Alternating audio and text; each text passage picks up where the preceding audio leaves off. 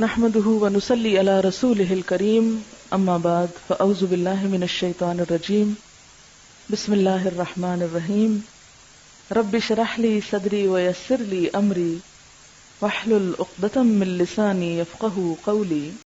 آپ صلی اللہ علیہ وسلم نے فرمایا صبح و شام 3 مرتبہ یہ دعا پڑھنے والا دن اور رات کی تکلیفوں اور نقصان سے محفوظ رہتا ہے۔ بسم اللہ الذی لا يضر مع اسمہ شیء فی الارض ولا فی السماء وهو السمیع العلیم۔ صبح و شام اس اللہ تعالی کا نام لیتا ہوں جس کے نام کی وجہ سے زمین و آسمان کی کوئی چیز نقصان نہیں پہنچا سکتی اور وہ سننے اور جاننے والا ہے۔ تب آپ خود سوچیں کہ جو بندہ صبح سویرے یہ دعائیں مانگ کر اپنے دن کا آغاز کرتا ہے وہ کتنا ایکٹیو ہوگا، کتنا اپنے مقصد میں چاق و چوبند ہوگا، کتنی مفید اس کی زندگی ہوگی جو اللہ کے نام سے شروع ہوگی اور اللہ ہی کی خاطر اللہ کے کام میں پھر بسر ہوگی۔ اس لیے یہ دعائیں بہت ہی مفید ہیں اور اگر ان کو پابندی سے آپ پڑھیں تو اپنے اندر بہت چینج محسوس کریں گے۔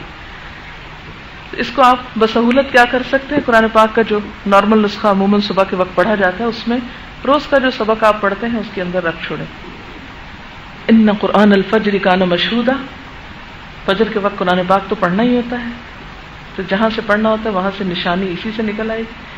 قرآن پڑھنے کے بعد دعا قبول ہوتی ہے، یعنی نماز پڑھیں، نماز کے بعد قرآن پاک اٹھائیں، قرآن پاک پڑھ کر دعائیں کھولیں اور دیکھ کر پڑھ لیں۔ کوئی ترجمہ بھول رہا ہو تو ساتھ ترجمہ بھی دیکھ لیں۔ تو اس عادت سے انشاءاللہ آپ کی زندگی میں بہت سی پازیٹیو چینجز آئیں گی۔ کسی دعا کو 1 مرتبہ پڑھا جاتا ہے، کسی کو 1 سے زیادہ مرتبہ۔ اس کی کیا حکمت ہے؟ کچھ چیزوں میں زیادہ تکرار ہے اور بنیادی تو وجہ یہی ہے کہ اللہ کے رسول صلی اللہ علیہ وسلم نے ایسا ہی پڑھا۔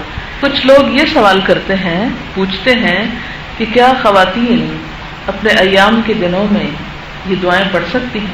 جی ہاں، بالکل پڑھ سکتی ہیں، کہیں ممانعت نہیں آئی۔